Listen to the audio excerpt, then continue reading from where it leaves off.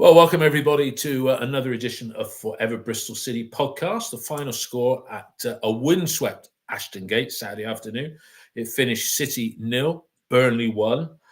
No wins in the last 5 home games, the last one being against the mighty Oxford United. 1 point from 9 in the 3 home games against 3 teams, Leeds, Sheffield United and Burnley. But for my part, I think all of those 3 are going to be in the top 6 in no particular order, it has to be said. So maybe that's taking a cup half empty approach to everything that's gone on, because I thought we played okay. I think we were worthy of a point, just about. I'm joined by Mark and Ian. Let's see if they agree with me. You first, Mark.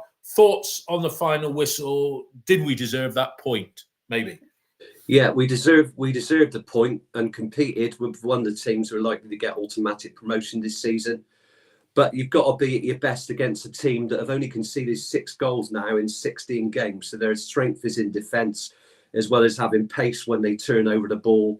And just they passed the ball more crisply in the first half, played best for the first hour. City finished strongly, but didn't take some clear-cut chances when they had them. And close but no cigar again, unfortunately. That's the state of the game. Ian, your brief summation of the 90 minutes at the game. The conditions were bad, but they weren't as bad as certain quarters were having us to believe. But what do you think of the game overall?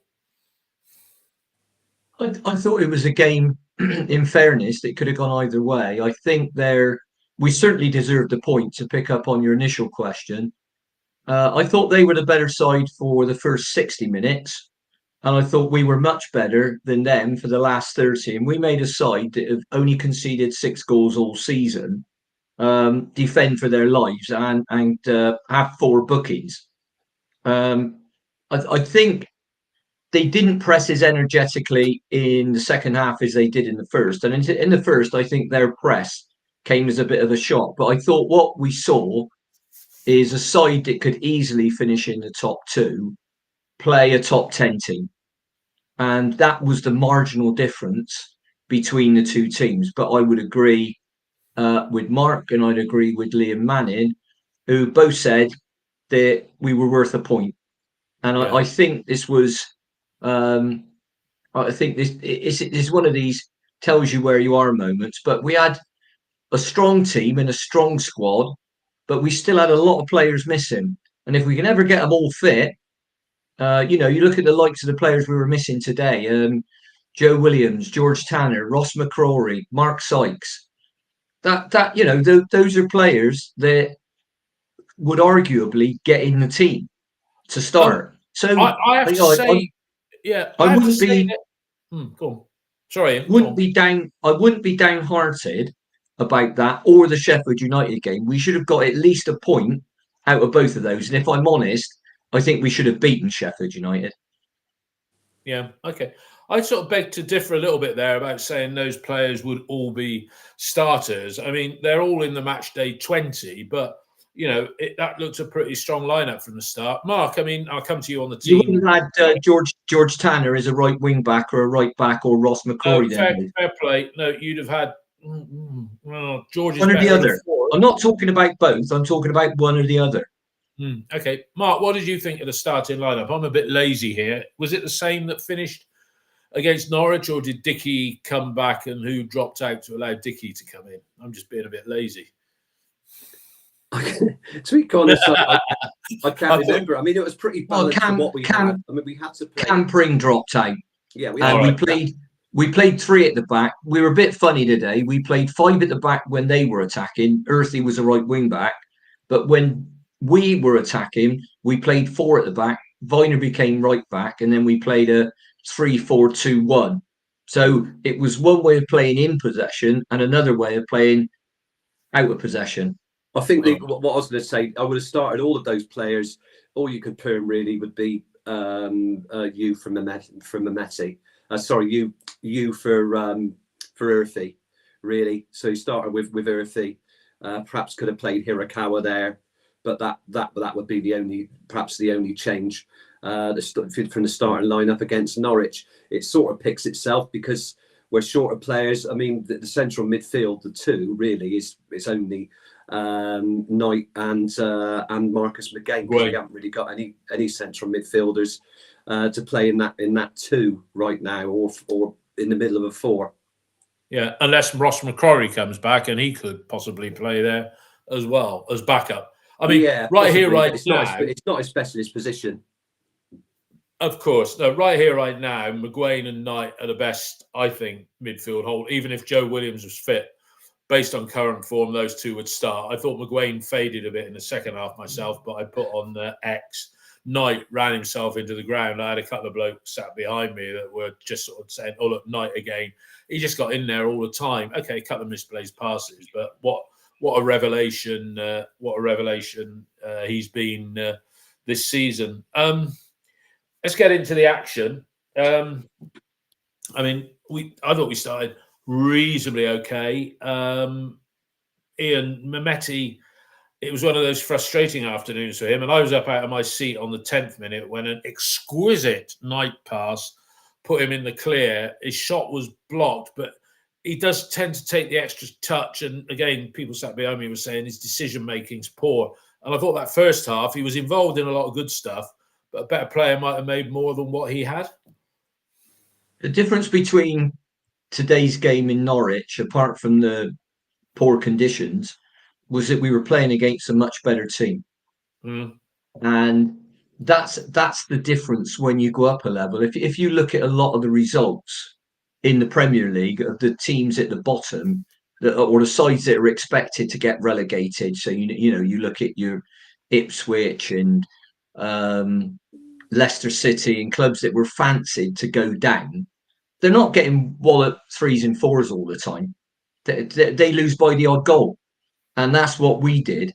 And that's something about a bit about class and a bit about experience. And a lot of the lads that Burnley have got. I mean, I'll give you an example. The lad that came on at the end, Humphreys, I think he's on loan from Chelsea. And if they keep it, if they get promoted, they've got to buy him for 7 or 8 million, and that's a sub.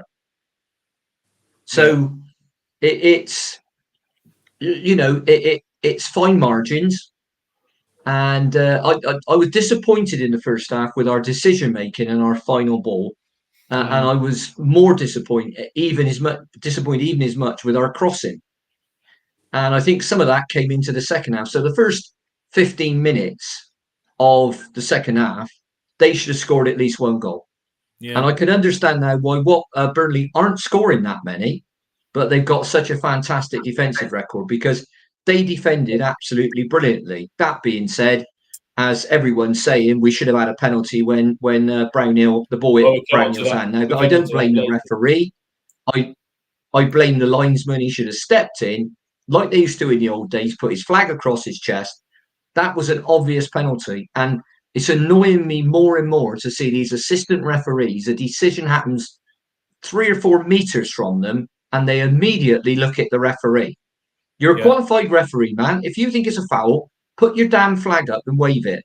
Yeah. No, I think a lot of that. I mean, well, we'll come on to the penalty again in a minute when we look at the second half. Mark, Mehmeti, he's been a star of the recent away performances, but, a couple of times in that opening period, he does take the wrong decisions. And as I said to my guest at the game today, that's why he's playing for us, and that's why he cost only £1 million, isn't it? Yeah? Yeah, I mean, I think with the shot, if you're a great striker, you can take it with your left foot. I can see why he switched it back onto his right, but that gives Brownhill a chance to, to block tackle on the floor, and it's a good block. But he's virtually on top of him. The other chance is he just takes too many touches and runs into a cul-de-sac when he should really pass the ball. I think he was also outside Max Bird and perhaps too narrow, and should have tried to go out wide to give the defender something to think about. A pass to George Earthy when he was closed down by about 3 defenders. He released the ball earlier. Earthy was bearing down on goal. So in that aspect, he was much quicker with his distribution against Norwich. He did things instinctively. He took his goal brilliantly. His pass, his distribution straight to Knight for the second goal. And generally in the press, when we were pressing him high in the first half at Norwich, he was doing things a lot more quickly, a lot more instinctively. Today, again, Anis taking too many touches, which was why he was pulled at half time. Mm-hmm.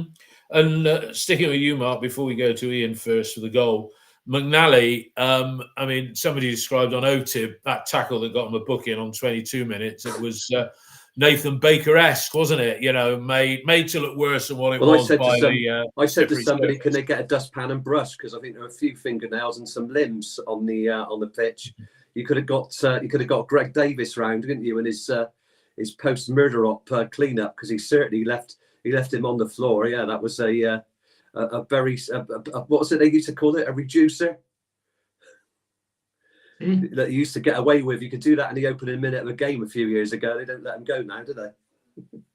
The goalie. All I'll say to that is I'm a City fan and I'd have booked him. Yeah. So that was a booking. Yeah. Ian, by the way, in case I forget to say it, very, very disappointing to see Scott Twine get booked in the 98th minute for gob. For gob, just yapping at the referee. What's going to happen? He's blown the final whistle. What do you think he's going to do? Change his mind? Yeah, but look, stupid. I mean, he needs to show his money's worth, and I didn't think he wasn't. There was nothing bad about him when he came on, but I don't see anything yet. We're a third of the way in the season. I don't see it. Firstly, he's been out with an injury. Secondly, I thought he played well and improved our set pieces. But you know, I don't think you could say he's a bad money signing for, if you will, the little bit of money he costs when he's up against blokes who are like 8 million, 10.5 million, £7 million signings. It's the difference between us today and against Norwich was the players we were playing against. That was the biggest difference. It's you're not gonna this is a season where, like I say, I think this is a season where we establish ourselves as a top 10 side. I think we've got a real chance of getting 5th or 6th if we can control the injuries and it goes well. Right? But I think what we can do this season is establish ourselves as a top 10 team and get rid of this. Well, whatever happens, Preston and Bristol City will finish 13th and 14th. Yeah. We can lose that tag. So yeah, I think what you're saying there about Twiney, or Twiney as people call him. I mean, Ben has done the same as me.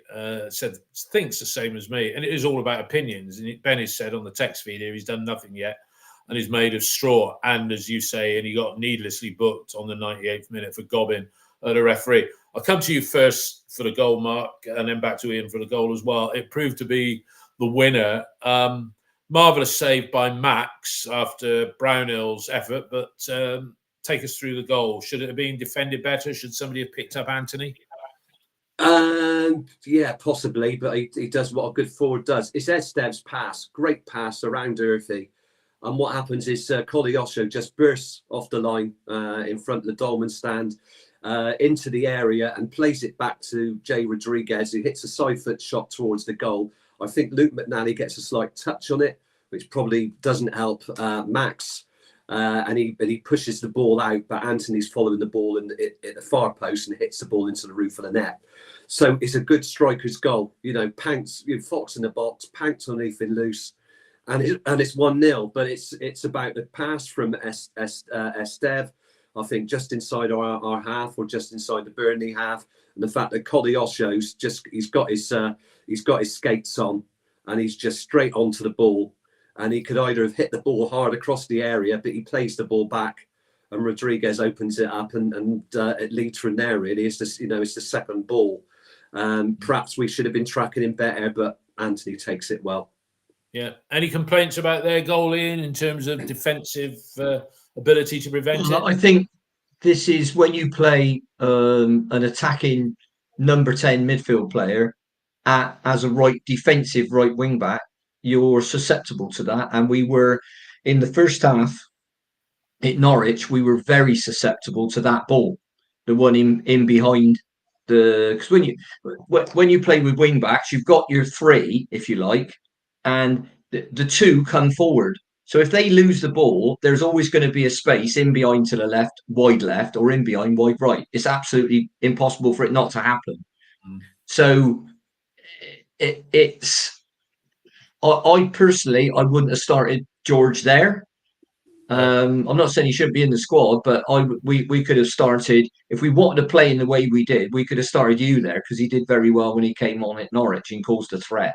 And as soon as he came on, their defenders, particularly on the left, did not want to get forward, and that stopped their momentum for that last 30 minutes.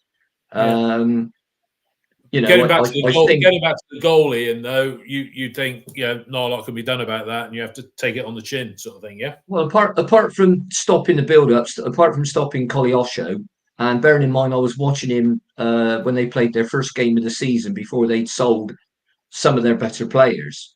I mean, they sold one guy to Tottenham for 30 million.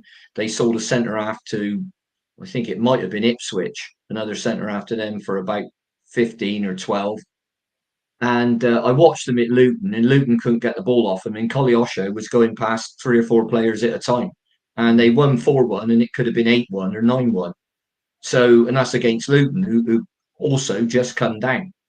That being said, I think with the team they've got now, if they go up to the Premier League and don't strengthen, and there have been a lot of grumbling about the owners up there about not spending money, they're going to come straight back down again, because there's such a gulf between the divisions, and it's growing. So, no, I don't think once Koleosho's got the ball and he's in behind George Earthy, we could have defended it a bit better. McNally could have, got a full block in. But in fairness to McNally and Dickey and Robert, I mean, they got some good blocks in today and defended well, because the 3 behind the striker, I wasn't amazed or impressed with Rodriguez. But those 3 in behind the striker, and they got other players on the bench like Sarmiento. I mean, they are good players, Dave. Yeah, no, they're going to be in the top 6, as I said at the top of the broadcast. We don't know what order Leeds, Sheffield United, and Burnley, but they're going to be 3 of the top 6. Mark, Ian mentioned Rodriguez, player that has terrorised us, playing for West Brom in years gone by, if my memory serves me correctly. He hit the bar afterwards, and then that would have been 2-0, and you left with a mountain to come, but he didn't. I thought Max got a touch to that, but he was close to it, wasn't he? My friend said exactly the same thing. I mean, it hit the front of the bar, didn't it? And went straight up in the air. Top of the front of the bar, and went and span back into the south stand. It was a cracking header. And I mean, he's 35 years old now, and he started off at Burnley, didn't he? Before he went to Southampton, and then he spent a couple of years at West Brom. But I didn't realise he's been back at Burnley for 5 years. Good player, but you don't think he's somebody who's going to be playing in the Premier League again. But he can still lead the line well, can't he? He was tackling back, and the thing about Burnley, they put a real shift in from front to back, and that's why. I mean, they kept 10 clean sheets out of 16 games, which is ridiculous, really, isn't it? That is pretty impressive. Very impressive. That is pretty impressive. And Ian was talking about Earthy being, as he was, exposed up at Norwich a bit, and being taken off at half time. Although, as Liam Manning said, that was tactical, no reflection on his overall performance. What do you think of Hayden Roberts today, Mark? Because I tweeted at half time, I felt that if we'd have had taken Mehmeti off and had Pring and Roberts down that left side, you get the best of both worlds. And I think Hayden Roberts was a good defensively and from an attacking threat perspective. Would you agree with that? Yeah, I don't think. I mean, he didn't get a chance to go forward as much as he liked to in the first half, because we know that he does. I mean, generally his crossing's pretty good. It's a good flat ball, and he's an intelligent player who can support attacks. But I think, in the first half he was under a lot of pressure from the likes of Jadon Anthony, with their pace coming down the right hand side. Him and Hannibal. So we had his work cut out really in the first half, when him and I think the player that stood out for me for Burnley today was Jason Knight's midfield partner in the Republic of Ireland side was Josh Cullen. I thought he was superb. Probably the best player on the pitch, ran their midfield, and and that's why we could. Their press was so effective because of players like that. Yeah. Ian, what did you think of Roberts today? And my suggestion that having Roberts and Pring in the team on the pitch at the same time, and as somebody said, you couldn't drop Mehmeti after his performance at Norwich, but Roberts and Pring on that left-hand side, that's got, it's got pace, it's got defensive ability, it's got a little bit of everything in there. And I thought Roberts, particularly in the first half, because that's in front of me in the lower Lansdowne, I thought he did well. Hayden Roberts is a good defender, full stop, because we know that he can play on the left-hand side of a back three as well, which will allow you to have him and Cam in the side. Could either of them play the left wing role, where the only thing that would bother me is that sometimes you do that and you have to play back to goal. So whether Cam or Hayden would be, when they're receiving the ball in a wide area back to goal, as good as they are steaming forward from the back, it's not something I'd do. I think if, let's say, for example, we thought at Watford, well, I'll tell you what, we want to be solid at the back, but we need width to attack. You could play a 4-5-1, and at that point, you bring in Elijah Morrison on the left, play Cam Pring, and you play you on the right of the 5 across midfield. And then you could play more or less the back 4 we finished up with. So you've got the 2 big 6'4" guys in the middle. You've got Cam at left back, and you've got Zach Viner at right back. So Roberts isn't in your lineup. Roberts isn't in your lineup with that formation, then, is he? No. I think if you're going to play, if you're going to play a left winger, if you're going to play a left winger, play a left winger. And if you play three across midfield, like 3 narrow, so you'd play Bird, McGuane, and Knight, and you play Bird in and Knight is 2 8s, and McGuane is your 6. Then I think you dominate the ball, you deny space. We know we've got good defenders down there. I mean, if you look at the players that weren't playing today, no Ross McCrory, no Mark Sykes, so no Cal Naismith. So we know we've got some defensive players. And I'd be quite happy to see that. I don't think for a minute Liam would do it. But that, and we've got at the moment, we've got lots of alternatives, and that was a pretty strong squad today. When all said and done, with for example, Joe Williams is out, and we think Joe's going to be out for 2 or 3 months. But the thing with Anis is what you saw today was why people are very Marmite about Anis. Everybody was singing his praises and getting really excited after Norwich and this, that, and the other. He comes up against a much better side, and he ain't anything like as good. Now, as you said earlier on, that's why he's playing for Bristol City, and that's why he costs £1 million all up, and that's why some of the blokes they cost a hell of a lot more, especially that lad Saints at Norwich. I mean, if you look at the players that other sides have had in that wide left area up against us when we've been playing without a proper right back. You look at Saints one week, Colliosho the next. I mean, to me, they're both Premier League players in a good team. Yeah. I mean, my view is... I made a mistake earlier, by the way. I said Mehmeti was up to half-time. It was Earthy, of course, wasn't it? It was Earthy, yeah. Yeah. I mean, look, for what it's worth, my view is I think you play Hirakawa or Mehmeti. You don't start both. I think, I mean, they're both out and out. They're fundamentally out and out wingers or, wing backs, if you want to be really sort of extreme. Right, but I don't think you play both, and I think I disagree with the wing back comparison because you could to an extent possibly if you were stuck playing. I would never play Mehmeti as a wing back, but you could. No, I mean Hirakawa is enough of a nuisance. If you played him late in the game in that position, he does run back and defend, gets goal side defenders. For a guy that is his size, he still does his fair bit of defending. But I wouldn't once Mehmeti lets a player go goal side, he has to hold them down. He just cannot. He doesn't really tackle much, does he? Yeah, I mean, as Ian said, we got options because when George Tanner gets fit, and we don't know how long that's going to be, but when George Tanner's get fit, he deserves to come back into the team unless we're on a 5-game Well, winning run. we've only got him as a right back or a right wing back, and McCrory really. And otherwise, you've got to make changes, haven't you? It's difficult. But then I think Mark Sykes can do okay in that role. Yeah, he can play the wing back. I mean, and he has played right. As I say, nobody had a bad game today, you know. And there weren't any self-inflicted errors like there were against Sheffield United. We did make mistakes. Yeah, there weren't catastrophic errors, but the number of unforced errors that we make compared to them, they made fewer than we did. Yeah, there were misplaced passes. I think a lot of them were caused by the wet pitch. Some of the control was poor. So there were a lot of misplaced passes under pressure. But I think some of the control was poor. That was probably controlled by the weather.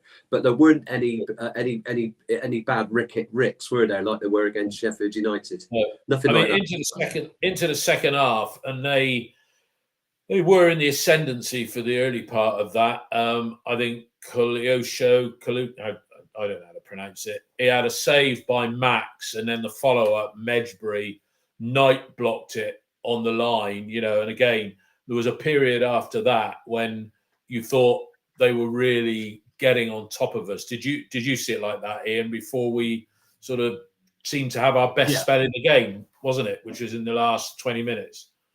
Yeah, there's no doubt. If you're a Burnley fan, Dave, and you're looking back at that game, you're thinking, well, Bristol City put us under a lot of pressure at the end, and we were a bit lucky to hang on and not have a penalty given against us. Having said that, we should have put the game to bed before that pressure came on. But it's the type of division where that can happen. I mean, you only had to look at Argyle last night, equalised against Watford in the 96th minute. I mean, it's a very difficult division to win games in. And I'm really, you know, I think if you're looking at the Watford game and you're thinking, well, we need to get something out of that, and you think we need to beat Argyle, because let's be totally honest, they've been absolutely dreadful away from home. But it's the type of division where you get these, I'll call them Mickey Mouse results, but you do get results that are completely unpredictable. And classic example of that today. Sorry, in classic example of that today, Oxford 2, Middlesbrough 6. You'd expect Borough to win that game, but you wouldn't expect them to go there and score 6. Well, they scored 11 goals in 2 games. Funny team. They've been scoring a lot of goals on occasions, mainly away. I got to be honest. I mean, didn't they score 4 or 5 at QPR as well? No, and they scored 5 against Luton the other week. So they scored 4, 9, 15, 15 in 3 games, and 14 in 13 games. And we beat them and kept a clean sheet. Yeah, and so, I mean, and the other crazy stat is Burnley have got 1 less goal than us, but of course they've only conceded 6, and that's the difference. There's actually 2 teams in the top 6 who scored less than we have. Yeah. So this is, you know, we're losing goals. Apart from the 2 aberrations, the 1.5 game aberration against second half against Derby, and the whole game at Blackburn, we've been pretty good and pretty difficult to play against. Well, no, we have. But right. Yes, we do need to. But you know, Liam Manning alluded to the fact that at 34, going on 35 or whatever he is, Naki ain't going to play every game, particularly when you come out to Christmas and you've got, you know, 2 or 3 games in about 5 or 6 days. So we got 10 games in 43 10 games in 43 days starting today. But then I think you're right. There's like a whole glut of them from the 22nd of December to the 4th of Jan. I think it is about. And that's how it goes, Dave. So we'll get injuries, other side get injuries. There's absolutely no point. I mean, our strategy for the rest of this season, in my humble opinion, should be play the next game and win it. Yeah. Right? Don't think about who we got next week, the week after, because you could go into that game and you could have 5 of the blokes that are playing in this game unavailable for various reasons. So don't worry about it. Play the next game and say, right, we got to play Watford. What team do we need to pick to beat Watford? Don't worry about anything else. Well, let's we talk got our about goal. that team. Let's talk about that team Yeah. for what we think it might be when we wrapped up the game. Mark, for me, the turning point of the game was when Wells clipped the ball to Max Bird, who did some good passes. I don't think it was his best game for us, Max Bird. And it was straight into the path of you. His first touch, pardon my language here, but it was piss poor. And once he touched it that first time, yeah, and even Liam Manning said, in training, that's a goal. But, that first touch was piss poor, and it just made everything a rush before Trafford stuck an arm out, yeah? And if that goes also in... what it allowed was Trafford to get off his line. So he makes himself big, because if he hadn't made that poor touch, he would have had the option to either go round him, or what he wanted to do was to hit the ball early, because then the goalkeeper can't get set, and as he's going down, the pace should beat him at the far post. But he's in the England squad for the Nations the Nations League. He's a good goalkeeper out of Man City, I think, last season. So it was a good save. I mean, it was a double kiss, wasn't it? Because the shot hit you, and it went out for a goal kick in the end. So, but that was a turning point in the game. It's easy to say, but you've got to take those chances. Unfortunately, you can't be sentimental. That was the game now, wasn't it? Yeah, and you can't say whether we'd have gone on to win, because equally Burnley might have. Yeah, I mean, they might have thought we're happy with a point. With Burnley going up a gear with the quality they had, but it's that chance, and it's just that first touch. I don't know if it's his shin, but he's quick enough to get on it. Didn't run away from him completely. No, but his options just went right down. His options plummeted when the ball ran away from him, because he couldn't take that early shot. And Trafford was right or on he couldn't top of control it. He couldn't control it enough. Well, the only thing that he could have done, it's easy to say in retrospect, he could have hit the ball with his right foot around the keeper to the keeper's right, or he tries to go through him or tries to go round him. But it's very difficult, because the keeper's on top of him, really. So that was it, wasn't it? So there you go. Ian, the thing you've got to realise is that a lot of our players had a poor first touch today, and I think a lot of that was due to the pitch and the conditions, because we have got players who normally bring the ball down very, very well, and even a few of them these days. Today, it was like Nat. I'll give you an example. Naki's got a really good first touch, but the ball was getting away from him. Mehmeti has got a decent first touch. Ball was getting away from him. George Earthy. So there are players there that they're not bad footballers, and they have got a decent first touch. But today was awkward. Plus, being up against players like in the first half, no one's pressed us at home, apart from possibly Leeds, the way that Burnley did, and that plus the conditions probably led to some uncharacteristic errors. I mean, I think Luke McNally's been absolutely terrific for us since he came in. But the first 15, 20 minutes, he was as nervous as a kitten. And then he got booked and he seemed to calm down a bit. But the cross that came in second half when they should have scored, and Max saved it and Jason Knight blocked the shot. McNally couldn't tackle the guy that went outside him because he was on a yellow. And if he'd have caught him, he'd have been gone. Yeah, so it was interesting. That's just how it goes. I'm afraid. We'll talk about the referee again in a moment, but just commenting on the ref, I thought he started the game well, the referee, because there was a couple of handbag stuff going on. Again, I said to the person I was sat with at the game, he did the sensible thing. He had a word with both players rather than give them an 8 yellow card. But as you quite rightly say there, Ian, McNally was on thin ice. Yeah. I'm surprised whether Liam might have brought on Rob Atkinson. I don't know when, but if McNally is holding back because he's worried about getting a booking, and I just wonder how mentally up for it, fitness and everything, Rob Atkinson is. Okay, final incident of the game. Was it a pen? Mark, you sent us a clip that Jed Begley put up on X. I think it was a screenshot, slow-mo screenshot, where the ball comes in. I thought two Burnley players looked like they handled it, but if we got VAR at Championship, that gives a penalty because it was arm his arm in an unnatural position, wasn't it? Even though it looked like ball to arm. Yeah, what did you think? Yeah, well, they put his arms out, so it's in an unnatural position. Well, I always think that sounds ridiculous, but he's got his arm out. It doesn't matter. And it's the assistant has got to put his flag across his chest. He can see it clearly. He's on the Lansdowne side, which is where the ball is. It's right in front of him. I don't think he's obstructed, and it's poor. I don't think Lucas Perez touches it. It drifts past his arm. And the other thing you could say is Sinclair Armstrong really just misses it, doesn't he? If any touch on that, and it's a goal.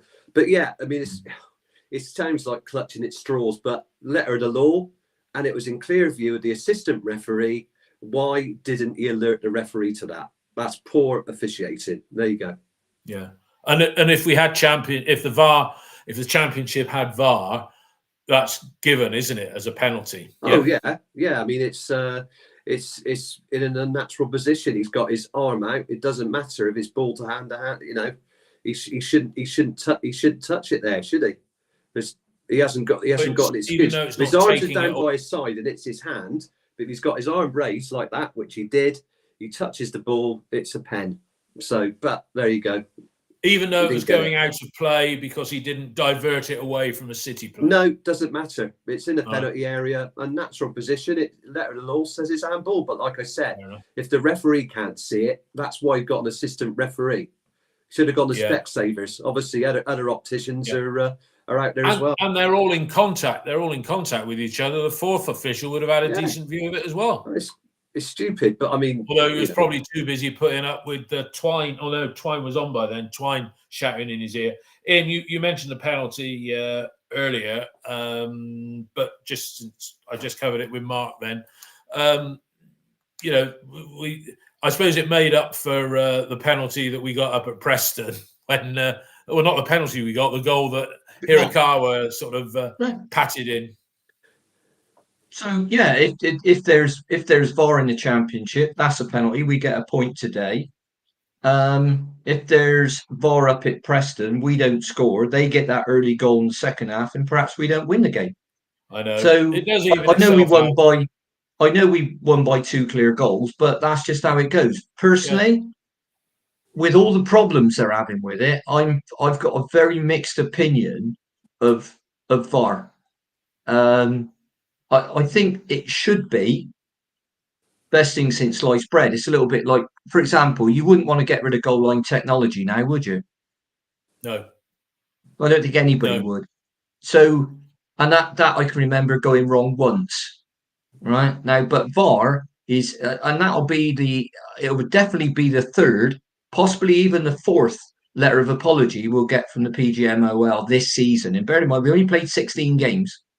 Yeah. So, I wonder if PGMOL gave Preston an apology as well then. Yeah, I think they will. And I think it at the end of the day, you have to make your mind up with it. And I don't mind if they got rid of VAR in the Premier League, right?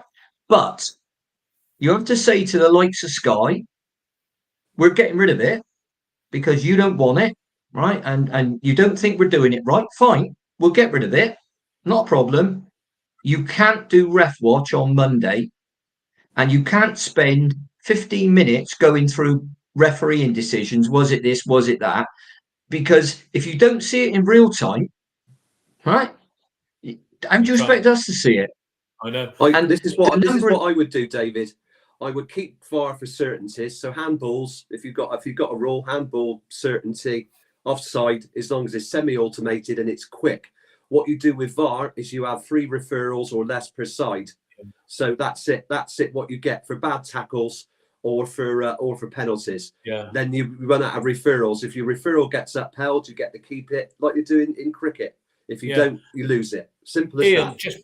Ian, just picking up on what Mark said about the fact that Sinclair Armstrong didn't get his head on the ball as it came across. And you said earlier that you can't judge Maulu coming on with 2 minutes of normal time, so 10 minutes in total. Sinclair Armstrong came on, he had 30 minutes plus, 30 minutes, right? Yeah. He didn't offer any threat worthy of the name, did he? I didn't think. Another poor substitute appearance for him. I think that I mean, Manning alluded to the fact that Naki's not going to play every game because of fixture congestion, which is sensible, right? And my view is I think Armstrong isn't a good sub. I think he's a better starter, right? And I think the same's true with Fally. Although Fally was a very effective substitute up at Hull and very effective in the home game to Millwall. So, and I think he's a player, and I think Fally's the better footballer out the two. But if you're going to play with Armstrong, you don't play into feet. You play in behind. No, you knock it. And you knock utilise. It to run onto. Yeah. Yes, in behind, curling balls. Obviously, you don't just welly it so it goes straight through to the keeper, and you don't want long high balls. You've got to play the ball down the channel and in behind, and he will run onto it. What was the game he got the penalty? Sheffield United, no? Yeah. When he got brought down, Mehmeti scored. So he'll do that. Now, if you're playing with Fally, and it's exactly the same as England found out the other night with Harry Kane. Harry Kane will not run in behind, never has, never will. Right? But you play the ball into his feet and you get runners past him like England did in the second half, and he'll kill you. Right? And he did. He killed people for Tottenham when he had Sonny wide and somebody else decent on the other side. And they got people running past him. Now, if we play with Fally, we've got to do the same. Not lump it because he's 6'4". He's all right in the air, but he isn't Kiefer Moore, right? No. So he's got a great touch. Get the ball into his feet. He's either going to drop deep, get him on the turn, or he's going to play people in. And you need people around him like Twine, who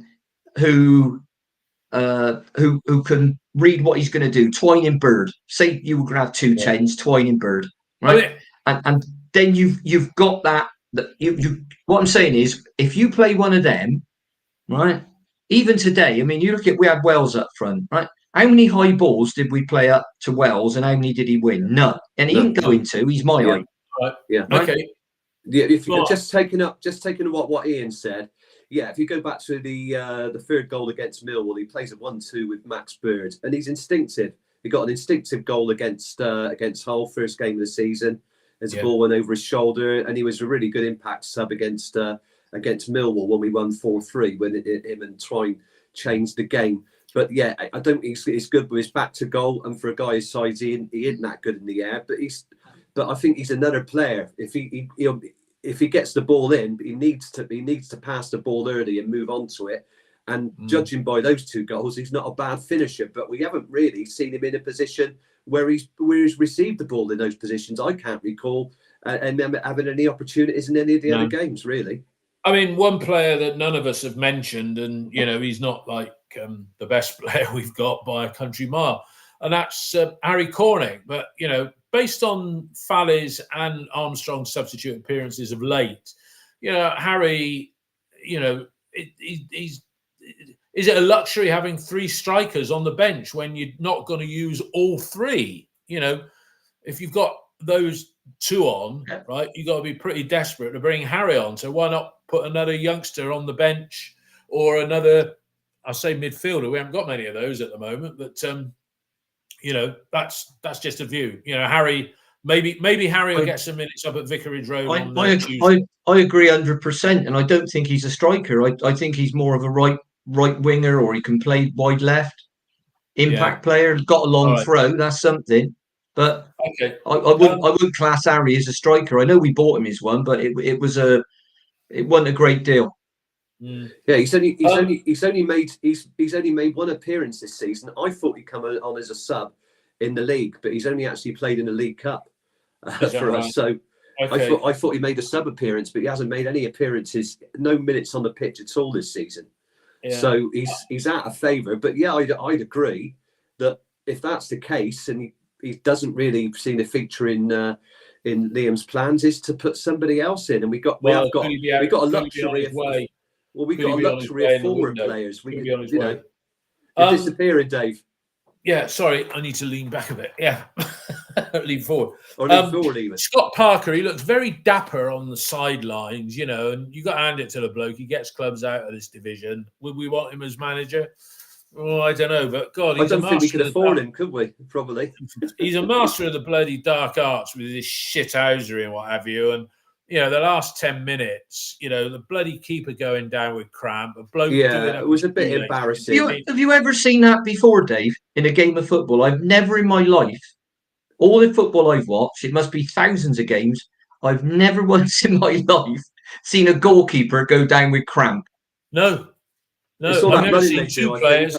I've never seen two players tie their shoelaces up one after the other. Because didn't that happen as well? I think they tied Yeah, it together. it did. But Yeah. how did the goalkeeper getting tramp? What was he doing? Getting his Fitbit up, running up and down on the Oh, line? and then he did a cheeky little thing as well. That when we were about to take a quick corner, Yeah, he threw the grabbed the ball. ball, didn't he? He Yeah, threw he an got extra booked. ball onto the pitch. No, He little got shit booked for bags. that. Little shit bags they were today. Yeah, and that's there we go. that Hannibal as well in the first half, rolling around. On to Vicarage Road on Tuesday night, as Ian said, and others have said on the text feed here, we need to get something there to keep the momentum going, and most people today, before the game, would have taken a point if offered, and most people would have expected these three games to yield 5 points, draw, win, right? But now we've lost a game, we could quite easily lose at Vicarage Road, but you just don't know. Or we could have won today and won at Vicarage Road and lost against Plymouth. That's what this bloody division's like. And as sure as eggs are eggs that Andre Gray is going to get a goal next weekend when he comes to us. But on to Watford. I had the pleasure of appearing on the Do Not Scratch Your Eyes podcast, which is the equivalent of what is that we what do. It's called? Do Not Scratch Your Eyes. It's the piece of commentary when they had their playoff semi-final against Leicester at Vicarage Road. When Deeney scored. Yeah. When Deeney scored. Down to the other. And Zola tripped over, didn't he, when he tweeted him? And they asked me my score prediction for Tuesday, and I said 2-2, and they said, "Oh, you've gone for a Desmond, as in a Desmond 2-2." And Watford had a Desmond. Now they're very good at home, and we're very good away. So I think a Desmond is what's on the cards. But they had a little thing. They said, David, keep, loan, or sell, and they gave me 3 player names, right? Keep, loan, or sell. And those 3 players, they said, just apply what you think to those. Those 3 players were Knight, Armstrong, and Wells. So, Mark, those 3, keep, loan, or sell. You've got to put one in each category. Knight, keep, wrap him up in cotton wool and put a big price on his head. Yeah. Armstrong, I think you've got to keep. You've got to keep loan. You've got to get one of each. You only get one of each. Oh well, keep. It has to be keep Knight. Oh God, loan. I mean, 3 players. I mean, we need them all, don't we? We're running out of players. Come on, look. I was quite categorical. I don't know. You lose 2 strikers if you loan or sell one of those 2, wouldn't you? So we lose out with either of them. What can you do? Don't think of the practicalities of it. Give me the bloody answer. Sell Armstrong and loan. Well, sell Naki and loan Armstrong because Naki's got the only value. But we're talking. Is he having a great deal of difficulty? You're having a great deal of difficulty with this simple question. It's an impossible situation, isn't it? It's an impossible one. Yeah, it is impossible. That's probably why they asked the question. Ian, what would your keep, loan, or sell be? Firstly, it's a daft question, but if you're going to push me, everybody would keep Jason Knight. Yeah. Who were the other 2? Sinks and Wells. Sinks and Wells. They don't want to have any strikers. So basically, you're losing 2 of the 3 players. Yes. Yeah. That's stupid, isn't it? I'll tell you what I said. Because they said, well, you're getting rid of your top striker. But keep, loan, or sell, right? You have that decision. Yeah. It's that or the firing squad, right? But you keep Knight, right? You loan Armstrong for the future, right? And you think Naki's run himself into the ground for the first half of the season, so let's just sell him in the window and get £1.5 million for Naki to help a League One side get promoted. That's what I said. You got about 20 hypotheticals in there, right? Firstly, I think that's it, Ian. It's meant to be a you let them go. You've got one striker left after we just been moaning about number of strikers. You've got one striker left, right? No, Harry Cornick. And sorry, Well, Harry Cornick and Fally Mayulu. Yeah. Next. Can I just stop there? Listeners and watchers. Next week, they will be asking us about the 3 players: snog, marry, or avoid. Yeah. Well, Gary Johnson at the Senior Reds. I've got to tell you this one. Gary Johnson was a guest at Senior Reds, and he was really good fun. I had the pleasure of interviewing him for half an hour on Thursday lunchtime, and he said the first time they played away, one of the youngsters, right? They said,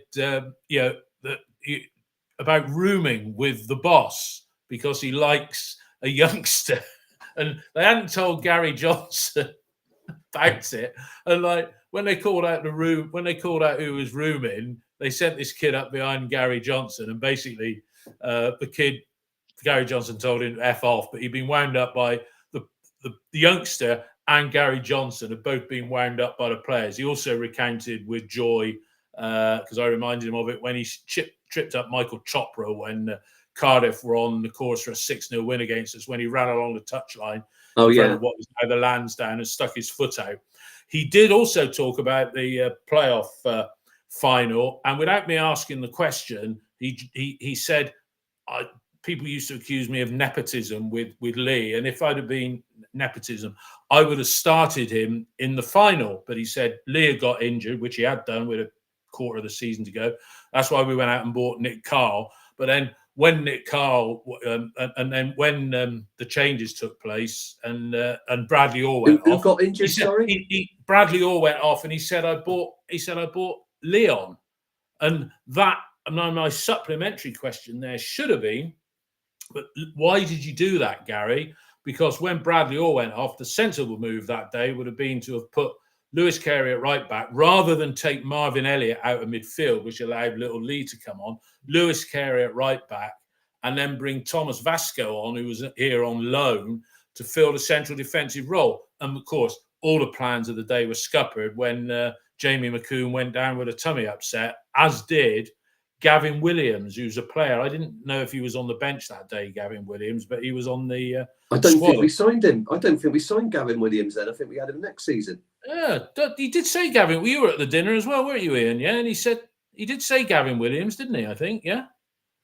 He did mention Gavin Williams, that's for sure. But you know what I'm like with dates, Dave. You could tell me we signed Gavin Williams in 1998 or 2005. I believe you.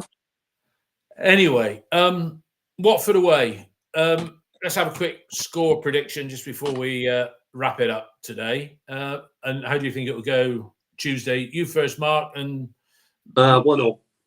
1-0, yeah. Ian? I'd go with the 2-2. I think they're very good at home. We're good away. Both open sides. Neither sides. We know that when we go away under Liam or Chris, we don't sit in. We don't put 11 behind the ball. So I think what he needs to do is freshen it up from today, because that was a hard game physically today. Yeah. So I'd be starting the likes of Twine, Fally, and you. So assuming it, and I don't think we'll have anybody else.